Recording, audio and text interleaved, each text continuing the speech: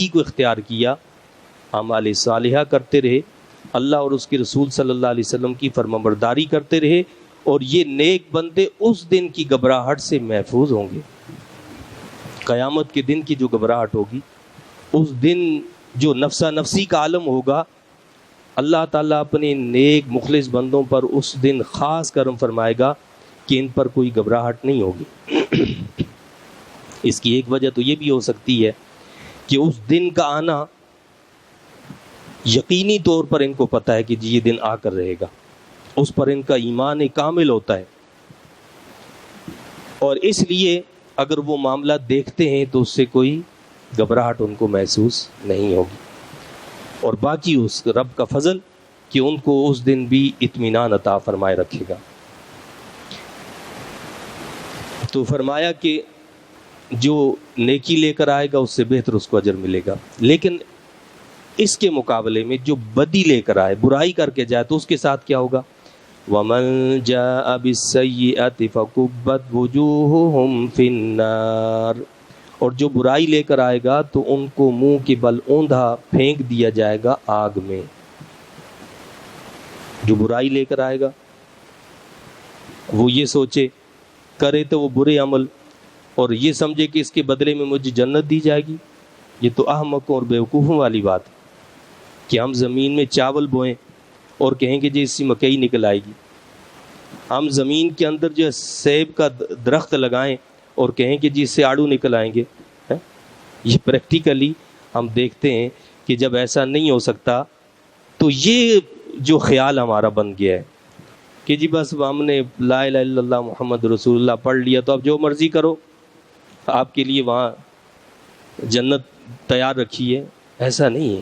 اللہ کا ایک قانون ہے، قاعدہ ہے، وہ ایک الگ بات ہے، اس کے فضل کی بات الگ ہے، وہ جس پر فضل، لیکن ہمیشہ ہر ایک پر فضل نہیں ہوتا، وہ جس پر چاہتا ہے فضل فرماتا ہے۔ عمومی اطلاق جو ہوتا ہے وہ عام قانون کا ہوتا ہے، عمومی قانون اللہ نے بنایا کائنات کے اندر کہ مرد اور عورت کے ملاپ سے ایک بچے کی پیدائش ہوتی ہے، لیکن اس قانون سے ہٹ کر اللہ جس کو چاہے، آدم علیہ السلام کو بغیر ماں اور بغیر باپ کے پیدا کر دیا، عیسیٰ علیہ السلام کو بغیر باپ کے پیدا کر دیا، حضرت یحییٰ علیہ السلام کو بھانج، ان کی والدہ بھانج تھی، یعنی جن کو اولاد ہو ہی نہیں سکتی، ان سے پیدا کر دیا۔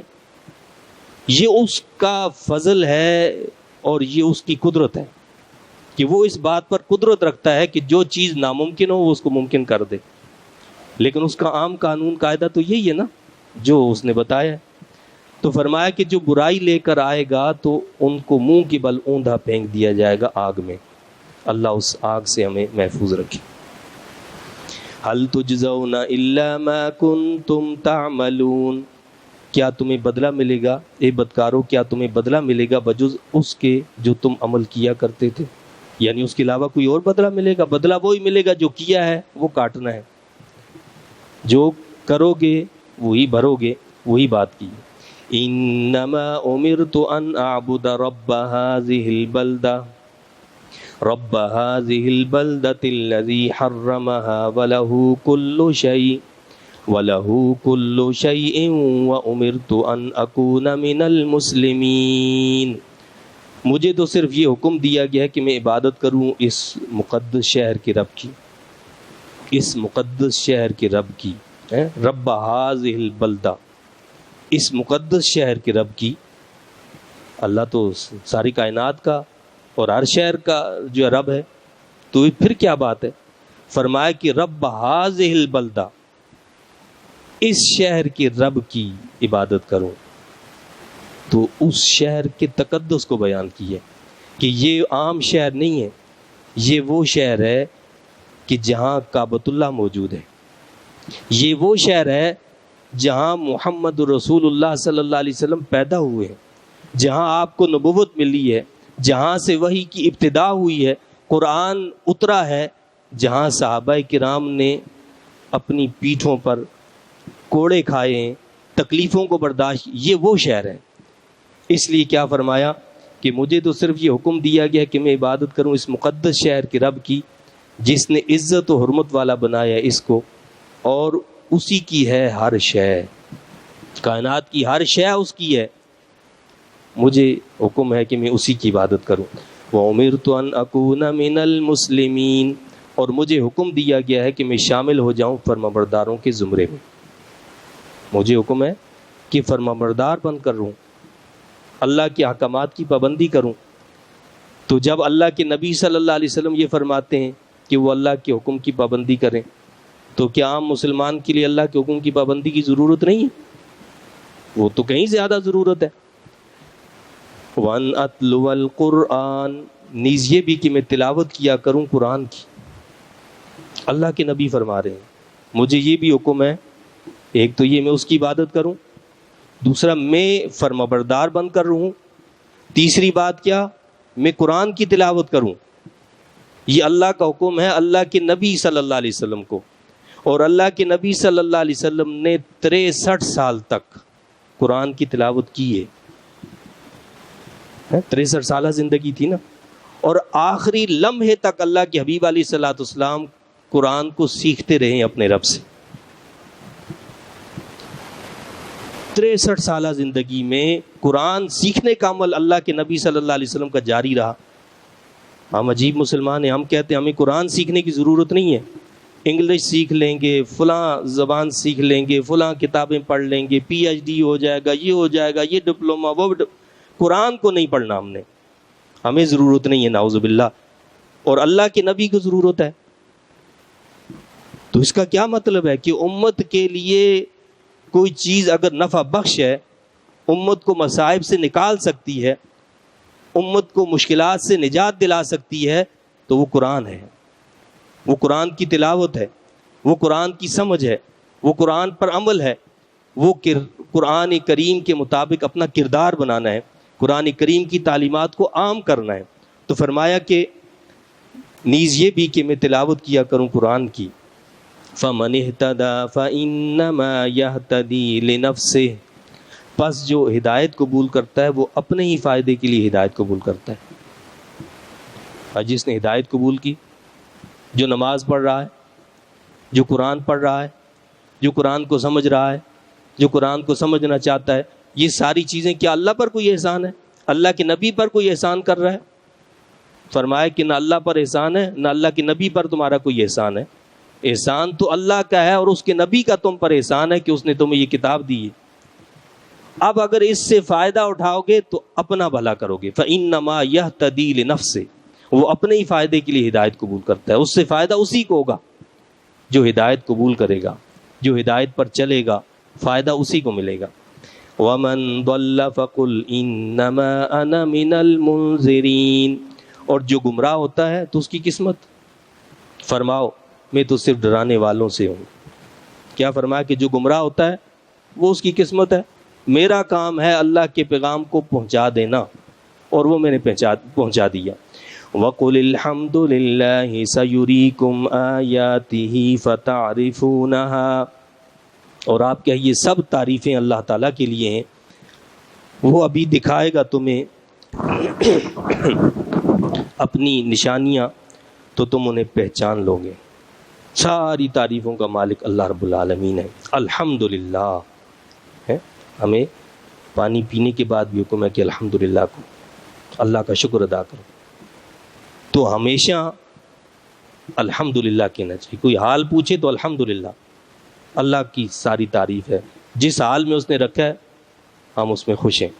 تو کیا فرمایا، کیا یہ سب تعریفیں اللہ تعالیٰ کے لیے ہیں، وہ ابھی دکھائے گا تمہیں اپنی نشانیاں تو تم انہیں پہچان لو گے۔ یہ کائنات ساری بھری ہوئی ہے، جو سمجھنا چاہتا ہے اس کے لیے نشانیوں سے بھری پڑی ہے۔ وَمَا رَبُّكَ بِغَافِلٍ عَمَّا تَعْمَلُونَ، اور نہیں آپ کا رب بے خبر ان کاموں سے جو اے لوگو تم کیا کرتے ہو۔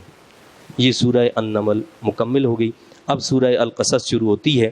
یہ سورہ مقدسہ جو ہے مکہ مکرمہ میں نازل ہوئی ہے، اس میں 88 آیات اور 9 رکوع ہیں۔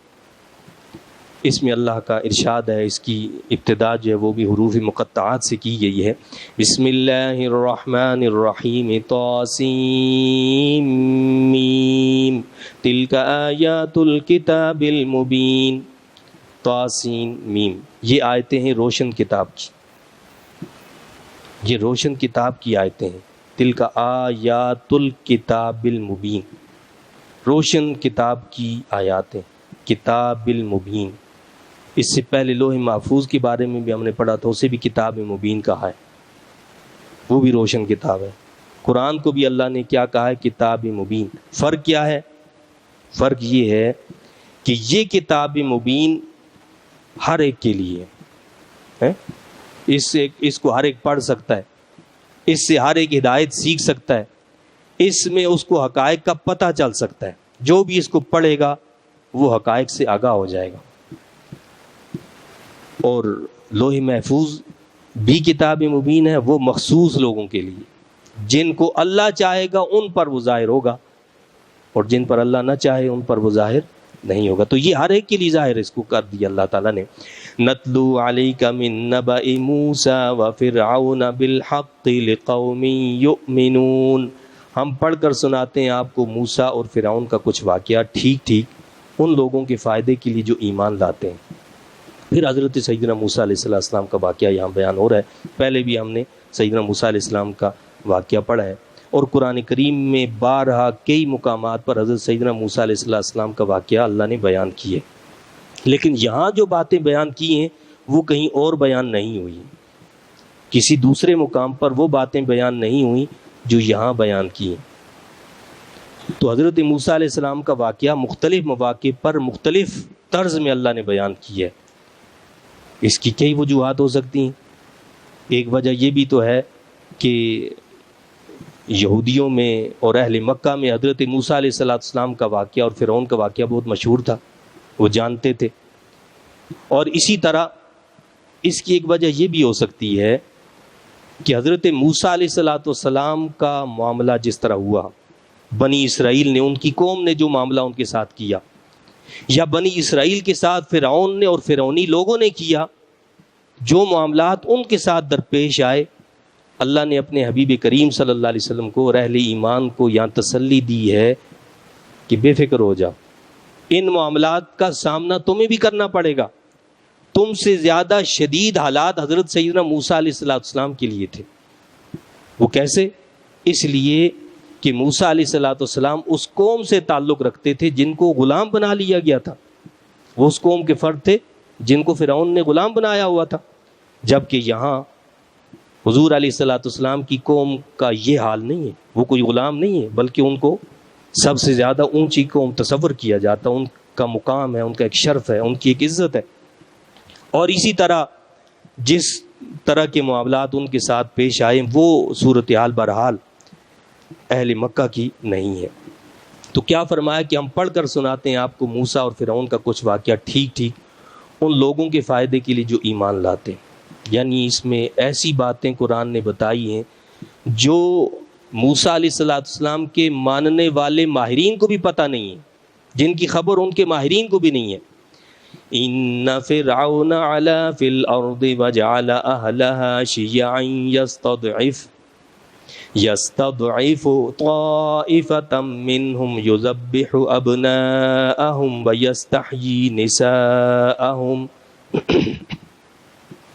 فرعون متکبر و سرکش بن گیا سرزمین مصر میں، اور اس نے بنا دیا وہاں کے باشندوں کو گروہ گروہ. وہ کمزور کرنا چاہتا تھا ایک گروہ کو، ان میں سے ذبح کیا کرتا ان کے بیٹوں کو اور زندہ چھوڑ دیتا ان کی عورتوں کو. فرعونی سیاست کے خد و خال بیان کیے اللہ نے. اور آپ سمجھ لیں کہ جو خد و خال یہاں پر بیان کیے ہیں وہ جس زمانے، جس ماحول، جس معاشرے، جس ملک میں پائے جائیں وہ فرعونی سیاست ہوتی ہے. تو اللہ نے کیا بتایا؟ پہلی چیز، بے شک فرعون متکبر و سرکش بن گیا سرزمین مصر. وہ سرکش آدمی تھا. یہ بنی اسرائیل جو لوگ تھے یہ کب پہنچے تھے مصر میں؟ آپ کو یاد ہوگا ہم نے حضرت سیدنا یوسف علیہ السلام کا واقعہ بیان کیا. حضرت یوسف علیہ السلام کو ان کے بھائیوں نے ایک کنویں میں ڈال دیا تھا. وہ یہ سمجھے تھے کہ جی جان چھوٹ گئی، لیکن اللہ کو کچھ اور منظور تھا کہ حضرت سیدنا یوسف علیہ السلام وہاں سے نکلتے ہیں اور جا کر مصر پہنچ جاتے، اور مصر میں بھی عام جگہ نہیں، عزیز مصر کے پاس جا پہنچتے، اور شاہی محل کے اندر ان کی اللہ تعالیٰ پرورش کرواتا ہے، وہاں وہ زندگی گزارتے ہیں. اور اس کے بعد ایک وقت وہ بھی آتا ہے کہ اس سارے اقتدار پر اللہ تعالیٰ ان کو حکومت عطا فرما دیتا ہے، وہ قابض ہو جاتے ہیں، اس پر جو ہے حضرت یوسف علیہ الصلوۃ والسلام کو جو ہے وہ ملک دے دیا جاتا ہے، وہ اس کے والی اور وارث بن جاتے ہیں۔ اس وقت حضرت یوسف علیہ الصلوۃ والسلام نے اپنے بھائیوں کو، اپنے والدین کو جو ہے وہاں پر بلایا تھا اور پھر وہاں رہنے کی پیشکش کی تھی۔ اس طرح یہ جو قوم تھی وہاں جا کر آباد ہوئی اور پھر وہاں رہنے لگے، ان کی حکومت رہی ایک عرصے تک۔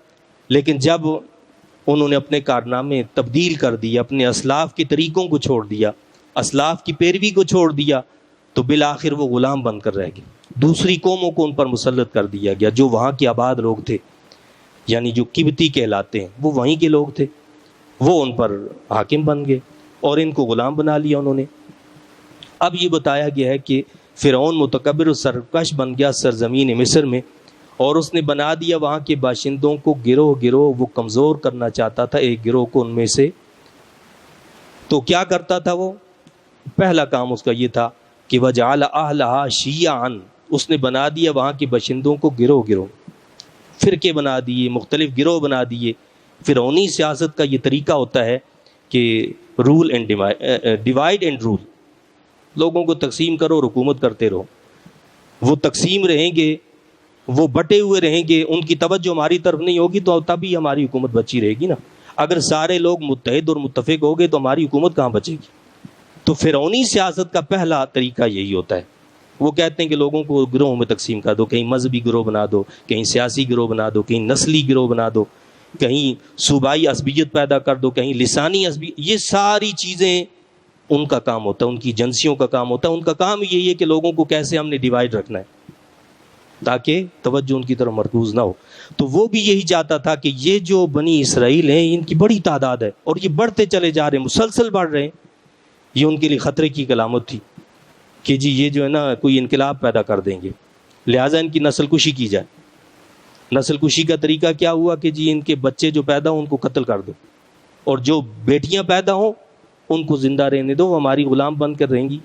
اور پھر ایک وقت آئے گا کہ ظاہر بات ہے کہ جب وہ عورتیں ان کی رہیں گی، ان سے شادیاں بھی ہمارے لوگ کریں گے، تو یہ اسرائیلی نسل جو ہے ختم ہو جائے گی اور قبطی سارے لوگ ہوں گے۔ اللہ کو کچھ اور منظور تھا، یہ ان کی پلاننگ تھی، میرے رب کی پلاننگ، اس کی تدبیر کچھ اور تھی۔ تو کیا فرمایا کہ وہ کیا کرتا تھا کہ بنا دیا وہاں کے باشندوں کو گروہ گروہ، یعنی صرف یہ نہیں ہے کہ بنی اسرائیل کے ساتھ ظلم، اپنے لوگوں کو بھی اس نے تقسیم کر دیا، اپنے لوگوں کو۔ اور بنی اسرائیل کے ساتھ تو اور زیادہ ظلم تھا، وہ کیا تھا کہ ان کے بچوں کو قتل کرنے کا حکم دے دیا تھا، اپنے لوگوں کو بھی آپس میں دست و گریبان رکھا۔ ہمارے اپنے ملک کے اندر ماضی کے اندر کیسے ایسے معاملات ہوئے، لسانی عصبیت کو بھڑکایا گیا اور مسلمان کو مسلمان سے لڑایا گیا۔ یہ ساری چیزیں یہ فرعونی سیاست کا حصہ ہیں۔ مسلمان کو مسلمان سے لڑایا گیا، کہیں جو ہے پنجابی اور مہاجر کے نام پر، کہیں سندھی پٹھان کے نام پر، غرض یہ مختلف کام ہوئے، کہیں صوبائیت کے نام پر، کہیں قوم کی نام پر، کہیں نسل کی، یہ ساری چیزیں ہوتی رہی ہیں، ہو رہی ہیں۔ کشمیر کے اندر آپ دیکھیں، انڈیا کے اندر آپ دیکھیں کہ ایک ماضی میں ایک طویل عرصہ ایسا بھی گزرا ہے جہاں مسلمانوں کی نسل کشی کی جاتی تھی باقاعدہ، اور ابھی بھی آپ دیکھیں اس وقت کشمیر کے اندر جو صورتحال ہے، تقریباً 1.5 سال یا اس کے لگ بھگ ٹائم گزر چکا ہے کہ وہاں لاک ڈاؤن ہے، 1.5 سال یا اس سے لگ بھگ وقت گزر گیا ہے، لاک ڈاؤن کی صورتحال سے گزر رہے ہیں وہ لوگ، ان کا کاروبار تباہ ہو چکا، ان کے بچے ظاہر بات ہے تعلیم سے محروم ہو گئے، اور یہ ساری پابندیاں ان پر موجود ہیں۔ ہمارے پاس نیٹ سروس ایک دن بند ہو جائے تو ہم کتنے پریشان ہو جاتے ہیں کہ جی پتہ نہیں کیا جو ہے عذاب نازل ہو گیا۔ ان کے پاس کوئی سہولت موجود نہیں ہے آج کے دور میں، اس وقت ان کے پاس کوئی سہولت نہیں، نہ فون کی سہولت ہے، نہ موبائل کی سہولت ہے، نہ کوئی اور ایسی سہولت ہے، وہ بند ہے، گھر کے اندر بند ہے، مخصوص وقت کے علاوہ، جیسے کرفیو لگتا تھا آپ جانتے ہیں، اور مخصوص وقت میں نکلنے کی اجازت ہوتی تھی، جی 1 گھنٹہ کرفیو میں آپ کو ریلیف ہے، تو بس اس میں آپ نے جو کر لیا بس، باقی آپ گھر میں بند ہیں۔ لاک ڈاؤن جب یہاں لگا، آپ کو پتہ ہے کہ کیسی صورتحال تھی. ہم گھروں کے اندر جب قید ہو گئے تو کیسی صورتحال لگ رہی تھی کہ ہم اپنے آپ کو بالکل کسی قید خانے میں جو ہے سمجھتے تھے کہ جکڑے ہوئے ہیں. تو کشمیری مسلمانوں کے ساتھ جو صورتحال چل رہی ہے وہ ساری یہی چیز ہے. لیکن ہم اللہ کی ذات سے امید رکھتے ہیں جس طرح رب کائنات نے فرعون کے ساتھ کیا اس انڈیا کے ساتھ بھی ایسا ہوگا انشاءاللہ. ایک وقت آئے گا کہ اس کے ساتھ بھی ایسا ہوگا. لیکن ہماری بھی تو آخر کو ذمہ داری ہیں. صرف جی ہم نے بس نعرہ لگا دیا, ہم نے یہ کر دیا, ہم نے جی اقوام متحدہ کے فورم میں یہ آواز اٹھا دی, ارے یہ کون سی بات ہے؟ 73 سال کا عرصہ گزر گیا ہے اور کشمیر آزاد نہیں ہو سکا. کیوں؟ ہم سنسیئر نہیں ہیں, ہمارے حکمران سنسیئر نہیں ہیں, ان کے اندر اخلاص نہیں ہے. ان حکمرانوں کی مثال ایک ڈرائیور کی ہوتی ہے. ہم گاڑی میں بیٹھتے ہیں, وہ ڈرائیور جس طرف چاہے گاڑی کو لے کر جائے, ہم تو اس کے پیچھے جائیں گے نا. یہ گاڑی کو جہاں لے کر جائیں گے وہاں پہنچیں گے. تو یہ وہاں اس حد تک لے جانا ہی نہیں چاہتے, یہ اس مسئلے کو حل کروانا ہی نہیں چاہتے جس اقوام متحدہ کو بنایا اس لیے گیا تھا کہ پوری دنیا کے اندر انسانیت کی حفاظت کرنی ہے, کسی کے ساتھ نا انصافی نہ ہو, ظلم نہ ہو. وہ اقوام متحدہ اس وقت لونڈی بند کر رہ گیا ہے امریکہ کی. وہ ان کے قبضے میں ہے, جو وہ چاہتے ہیں وہ کام کرواتے ہیں بس. لیکن وہ جو اصل مقاصد تھے وہ کہاں ہیں؟ اقوام متحدہ کی قراردادیں کہاں ہیں؟ اقوام متحدہ نے کب پوچھا جا کر کہ جی یہ اس وقت حل ہوا تھا؟ آج وہ کا سب باتیں کہاں ہیں؟ یا فلسطین کا معاملہ کھڑا ہے تو کیوں ہے؟ اس لیے کہ جو قابض لوگ ہیں, جو استعماری قوتیں ہیں, جو اپنے آپ کو سپر پاور کہتے ہیں, انہوں نے ان کو اپنے شکنجے میں جکڑ رکھا ہے. جو وہ چاہتے ہیں وہ کرواتے ہیں, اور جو وہ نہیں چاہتے تو ہم بس جی حضوری میں لگے رہتے. اللہ رب العزت فرماتا ہے کہ اس نے بنا دیا وہاں کے باشندوں کو گروہ گروہ, کمزور کرنا چاہتا تھا ایک گروہ کو, ان میں سے ذبح کیا کرتا ان کے بیٹوں کو اور زندہ چھوڑ دیتا ان کی عورتوں کو, تاکہ یہ لوگ کیا ہو جائیں؟ کمزور ہو جائیں, ان کی نسل ختم ہو جائے, ان کا معاشرے میں کوئی مقام اور مرتبہ نہ رہے. ہمارے اپنے شہر کے اندر جو قوانین بن رہے ہیں, بنائے جا رہے ہیں, وہ کیا ہیں؟ سب یہ سب یہی باتیں ڈرامے بازی ہیں کہ دوسرے کو نیچا کرنا ہے, ہم نے اپنے دوسرے سے اونچا رہنا ہے. یہ سب فرعونی سیاست کے وہ نشانات ہیں, وہ علامتیں ہیں جو قرآن نے پہلے سے ہمیں بتا رکھی ہیں. لیکن بدقسمتی ہماری یہ ہے کہ ہم قرآن کو پڑھنا ہی نہیں چاہتے, نہ سمجھنا چاہتے. قرآن کہتا ہے کہ مجھے پڑھو, مجھے سمجھو, اور مجھے سمجھ کر زندگی گزارو تو تمہاری آنکھیں کھلی ہوئی ہوں گی کہ کیا ہو رہا ہے. قرآن تمہیں بتا رہا ہوگا کہ یہ جو کچھ ہو رہا ہے کیا ہو رہا ہے, یہ صحیح ہو رہا ہے یا غلط ہو رہا ہے. اِنَّهُ كَانَ مِنَ الْمُفْسِدِينَ, بے شک وہ فساد برپا کرنے والوں سے تھا. فرعون کو اللہ کیا فرماتا ہے؟ یہ فساد برپا کرنے والوں میں سے تھا. وَنُرِيدُ أَن نَّمُنَّ عَلَى الَّذِينَ اسْتُضْعِفُوا فِي الْأَرْضِ وَنَجْعَلَهُمْ أَئِمَّةً وَنَجْعَلَهُمُ الْوَارِثِينَ. یہ اللہ کی تدبیر ہے. اللہ کیا فرماتا ہے؟ فرعون تو یہ کچھ کر رہا تھا, اور ہم نے چاہا کہ احسان کریں ان لوگوں پر جنہیں کمزور بنا دیا گیا تھا ملک مصر میں. اللہ فرماتا ہے کہ ہم ان پر احسان کرنا چاہتے تھے جن کو کمزور بنا دیا گیا تھا. پہلی مثال آپ نے سنی کہ حضرت یوسف علیہ السلام کہاں تھے, کہاں سے کہاں اللہ نے پہنچایا. اب یہ دوسری چیز آپ دیکھیں کہ مصر, جو بنی اسرائیل مصر میں تھے, یہ غلامی کی زندگی گزار رہے تھے.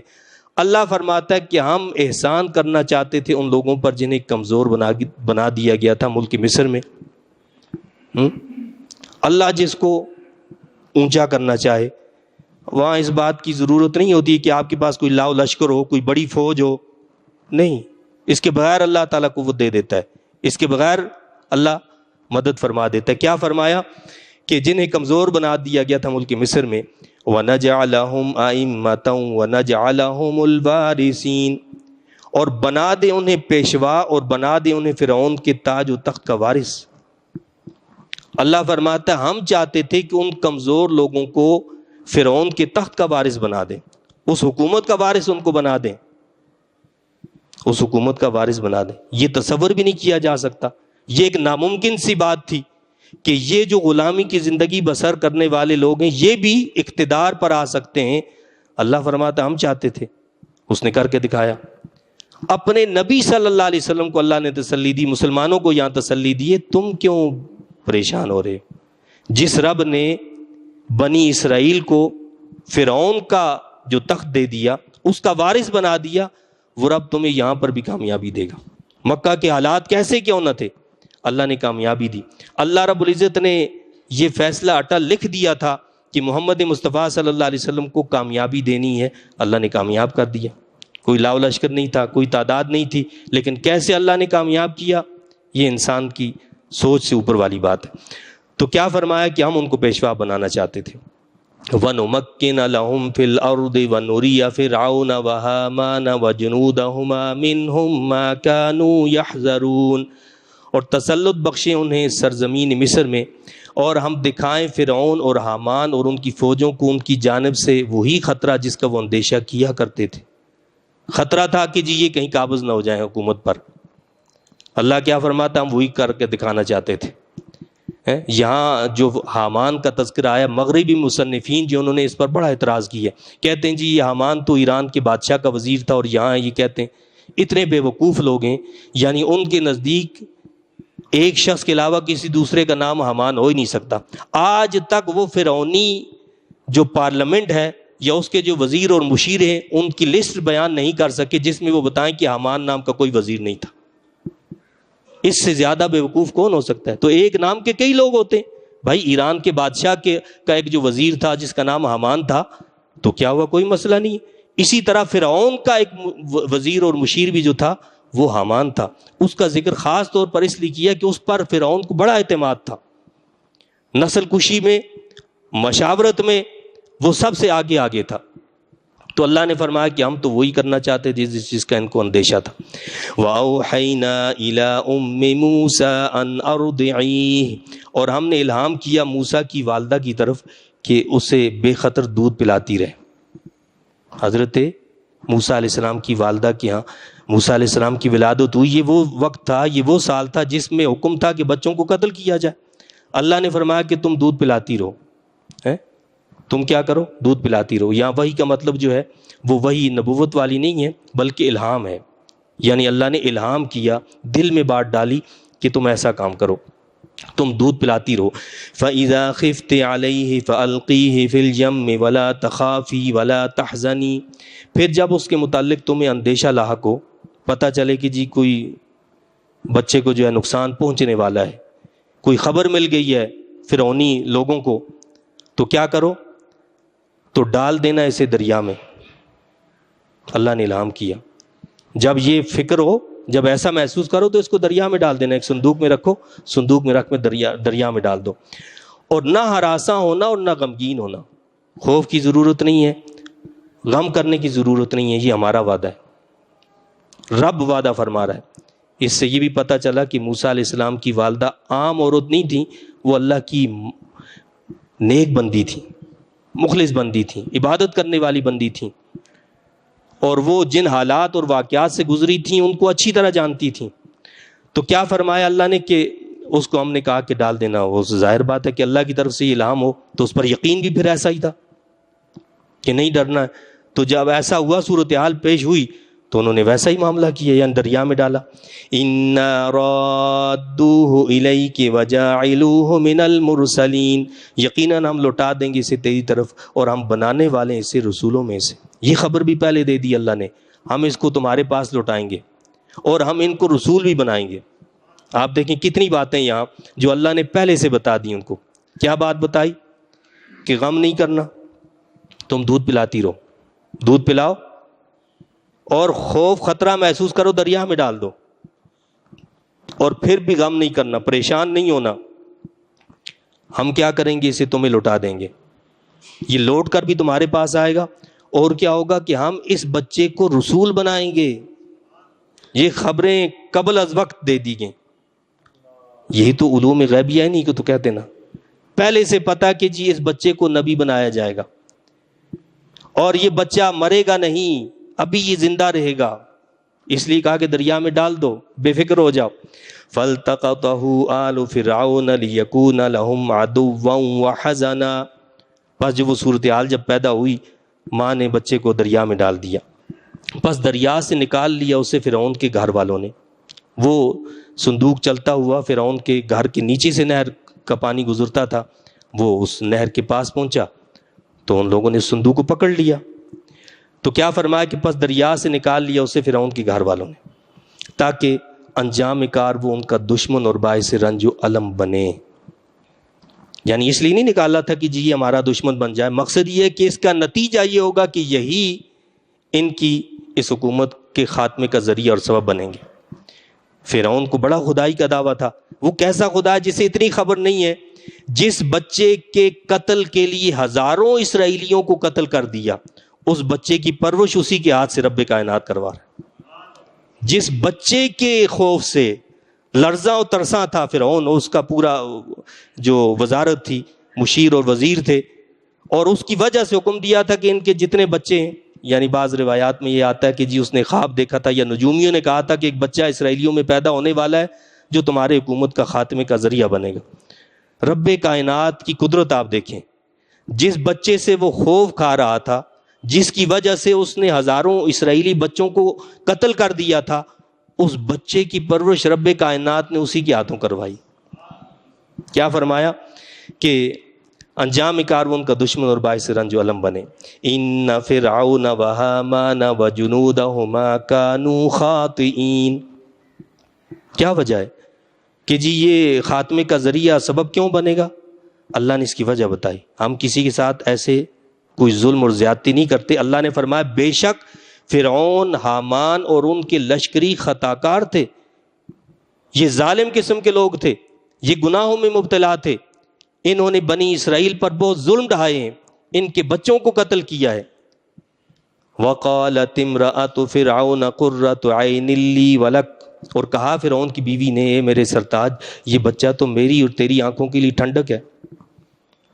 بھائی پتا تھا کہ بچہ پھینکے گا تو کوئی اسرائیلی خاتون ہی پھینکے گی نا، قبطی تو نہیں پھینکے گی. ان کے بچوں کو تو قتل نہیں کیا جا رہا تھا. یہ بھی پتا تھا کہ پھینکنے والے بنی اسرائیل سے تعلق رکھنے والے ہیں. لیکن اللہ نے کیسی محبت ڈالی کہ جب نگاہیں بچے پر پڑیں تو ہر ایک کے دل میں محبت پیدا کر دی. تو کہا فرعون کی بیوی نے، حضرت آسیہ جو ایمان لے آئیں بعد میں، میرے سرتاج یہ بچہ تو میری اور تیری آنکھوں کے لیے ٹھنڈک ہے. چونکہ پہلے ہی اچھے جذبات کا اظہار کیا تو اللہ نے ایمان کی دولت سے بھی ان کو پھر مالا مال کیا. لا تقتلوہ، اسے قتل نہ کرنا. فرمایا کہ اس کی پرورش ہم خود کریں گے، ہماری سرپرستی میں اس کی پرورش ہوگی. ظاہر بات ہے جیسا ہم اس بچے کو بنائیں گے ویسا ہی بنے گا، تو لہٰذا اسے قتل نہیں کرنا ہے. وہ بے اولاد تھی اور اولاد نہیں تھی، یا اگر اولاد تھی بعض روایات کے مطابق ایک بیٹی تھی بس، اور باقی کچھ نہیں تھا، تو بچہ نہیں تھا. اس لیے کہا کہ جی ہم اس کی پرورش کریں گے. عسى ان ينفعنا او نتخذه ولدا وهم لا يشعرون. شاید یہ ہمیں نفع دے یا ہم اسے اپنا فرزند بنا لیں اور وہ اس تجویز کے انجام کو نہ سمجھ سکے. اس کا انجام کیا ہوگا وہ اس سے بے خبر رہے. ہم نے انجام کار اسی بچے کے ذریعے سے اس فرعون کو غرق کرنا ہے، اس کے لشکر کو غرق کرنا ہے، یہ ظلم ڈھانے والوں کو ہم نے غرق کرنا ہے. وہ اس انجام سے بے خبر تھے، پتہ ہی نہیں تھا، اور کہنے کو وہ اپنے آپ کو خدا کہتا تھا. یہ کیسا خدا؟ وَأَصْبَحَ فُؤَادُ أُمِّ مُوسَى فَارِغًا.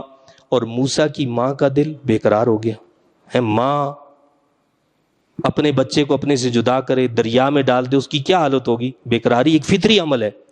وہ بے قرار، فارغ، ان کا دل بالکل ہر غم پریشانی سے ہٹ کر صرف اسی میں محو تھا کہ میرے بچے کے ساتھ کیا ہوگا. بے قرار تھیں، مضطرب تھیں. کیا صورتحال تھی؟ ان کادت لتبدی بہ لولا اربتنا علی قلبها لتکون من المؤمنین. قریب تھا کہ وہ ظاہر کر دے اس راز کو اگر ہم نے مضبوط نہ کر دیا ہوتا اس کے دل کو، تاکہ وہ بنی رہے اللہ کے وعدے پر یقین کرنے والی. قریب تھا کہ وہ بتا دے کہ یہ تو میرا بچہ ہے، میں نے بچے کو دریا میں ڈال دیا. یہ ظاہر کر دے، ہم نے اس کے دل کو مضبوط باندھ رکھا. اللہ والے جو ہوتے ہیں ان کے دل کو اللہ مضبوط کر دیتا ہے. بڑی پریشانیاں مشکلات آتی ہیں، ان کے نزدیک وہ پریشانی نہیں ہوتی ہے، وہ ایسے نکل جاتے ہیں کہ خبر ہی نہیں ہوتی ہے. قرآن کیا کہتا ہے کہ ہم نے ان کے دل کو مضبوط کیا. یہ قلبی ربط جو ہوتا ہے یہ اللہ والوں کا ہوتا ہے، جو اللہ کے ساتھ ہوتا ہے وہ ان کے دل کو مضبوط رکھتا ہے رب کائنات. وقالت لأخته قصیہ فبصرت به عن جنوب وهم لا يشعرون، اور اس نے کہا موسیٰ کی بہن سے کہ اس کے پیچھے پیچھے ہو لے۔ حضرت موسیٰ علیہ السلام کی والدہ نے اپنی بیٹی سے کہا کہ یہ صندوق ڈالا ہے، اس کی خبر رکھنا کہ اس کا کیا ہوتا ہے۔ تو کیا فرمایا کہ اس کے پیچھے پیچھے ہو لے۔ جنوب وهم لا يشعرون، پس وہ اسے دیکھتی رہی دور سے اور وہ اس حقیقت کو نہ سمجھتے تھے۔ وہ دور دور سے دیکھتی رہی تاکہ یہ بھی پتہ نہ چلے کہ جی میں اسی صندوق کو دیکھ رہی ہوں، یعنی اجنبی بن کر وہ اس کی حفاظت کرتی رہی، دیکھتی رہی کہ اس کے ساتھ کیا ہوتا ہے۔ یعنی جو فرعونی لوگ تھے، وہ ذرا مشیر یا درباری لوگ جنہوں نے اس صندوق کو پکڑ لیا تھا، ان کو کوئی خبر نہیں تھی کہ یہاں کوئی اس کی واچنگ بھی ہو رہی ہے۔ وحرمنا علیہ المراضع من قبل فقالت هل ادلکم علی اہل بیت یکفلونہ لکم وہم لہ ناصحون، اور ہم نے حرام کر دی ان پر ساری دودھ پلانے والیاں اس سے پہلے۔ تو موسیٰ کی بہن نے کہا کیا میں پتہ دوں تمہیں ایسے گھر والوں کا جو اس کی پرورش کریں تمہاری خاطر، اور وہ اس بچے کے خیر خواہ بھی ہوں گے۔ اب کیا ہوا کہ فرعون نے کہا کہ جس بچے کی اتنے دنوں سے وہ بھوکا بھی تھا، تڑپ رہا تھا، رو رہا تھا بچہ، تو اب اس کو دودھ پلانا ہے جی۔ ظاہر بات ہے اس وقت یہ جدید دور تو ہوگا نہیں کہ فیڈر آپ دے دیں، یہ کر دیں، تو لہٰذا دائیاں بلائیں گے۔ وہ جتنی آئیں کسی کا دودھ نہیں پیا۔ کیوں؟ حرمنا علیہ المراضع، ہم نے حرام کر دیا تھا موسیٰ علیہ السلام پر، ان کو روک دیا تھا کہ تم نے کسی کا دودھ نہیں پینا ہے۔ اس کی قدرت، اس کا جو کام تھا اس نے کرنا تھا، تو ہم نے حرام کر دیا۔ تو پھر آخر کیا ہوا؟ بہن آگے بڑھی، اس نے کہا کہ بھائی آپ مجھے اجازت دو، ایک گھر والی خاتون ہے، بڑی نیک پارسا عورت ہیں، میں اس کو لے کر آتی ہوں، خوشبو والی ہیں، ہو سکتا ہے یہ بچہ اس کا دودھ پی لے اور وہ اس کی خیر خواہ بھی ہو۔ تو انہوں نے کہا بھائی ٹھیک ہے۔ فرددناہ الی امہ کی تقر عینہا ولا تحزن ولتعلم ان وعد اللہ حق ولکن اکثرہم لا یعلمون۔ تو اس طرح ہم نے لوٹا دیا اس کو اس کی ماں کی طرف، تاکہ اسے دیکھ کر اس کی آنکھ ٹھنڈی ہو اور اس کے فراق میں غم زدہ نہ ہو، اور وہ یہ بھی جان لے کہ بلا شبہ اللہ کا وعدہ سچا ہوتا ہے۔ لیکن اکثر اس حقیقت کو نہیں جانتے۔ اللہ جو وعدہ کرتا ہے، اس نے کہا کہ اہل ایمان کو کامیابی دینی ہے تو وہ کامیاب ہو کر رہیں گے، اگرچہ وہ کمزور ہوں، اگرچہ دنیا میں ان کا کوئی وزن نہ ہو، اللہ ان کو کامیاب کر کے رہے گا۔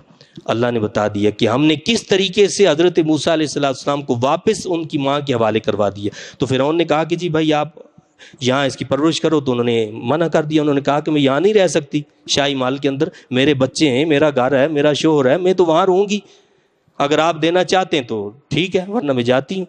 کہا کہ ٹھیک ہے، یہ لے جاؤ، اپنے گھر لے جاؤ اور اس کی پرورش کرو، اور ہم اس کی اجرت بھی دیں گے۔ سرکاری خزانے سے اجرت بھی مقرر ہو گئی، بچے کی پرورش کے سارے انتظامات بھی ہو گئے، بچہ اپنی ماں کے پاس اپنے گھر میں لوٹ کر بھی چلا گیا۔ کیسی اللہ کی قدرت ہے۔ اللہ فرماتا ہے کہ میرے وعدوں پر یقین رکھو، شیطان کے وعدوں پر نہیں۔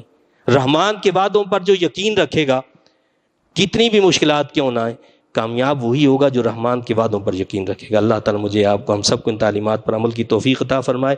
آمین۔ وآخر دعوانا ان الحمد للہ رب العالمین۔